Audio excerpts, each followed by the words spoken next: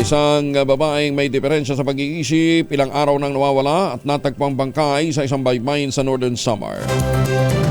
Malungkot na balita naman ito mula kay Jane Khalid Bantayan mula sa RH34. Jane, good morning. Isang bangkay naman ng babae ang natagpuan na wala ng buhay sa isang baybayin sa barangay ng Puchucan, Salvacion, Alawa, Northern Samar. Ayon sa report ng PNP, nasa state nito ng decomposition at pinaniniwala ang ilang araw na itong patay. Gayunpaman, kinilala rin agad ang biktima na ang mismong mga residente, isa itong 29 na taong gulang at napag-alaman na ito ay may mental illness o sakit sa pag-iisip. Ang bangkay kinilala rin agad na kanyang live-in partner. Ayon sa nasabing live-in partner, ilang araw niyang hinahanap ang nasabing biktima. Bago ito natagpuan na wala ng buhay, nakita mo na itong palakad-lakad sa kalsada.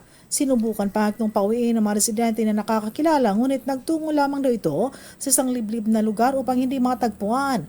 Pinaghahanap ito ng mga kaanak ngunit hindi agad natagpuan hanggang sa makita na lamang ito na isang mangingisda doon sa nasabing lugar na wala ng buhay. Walang sinyalis ng foul play ang biktima at pinagdududahan na sobrang gutom ang dahilan ng pagkamatay nito. Nakipag-ugnayan naman ang Lawang Municipal Police Station sa Rural Health Unit o RHU para sa post-mortem examination.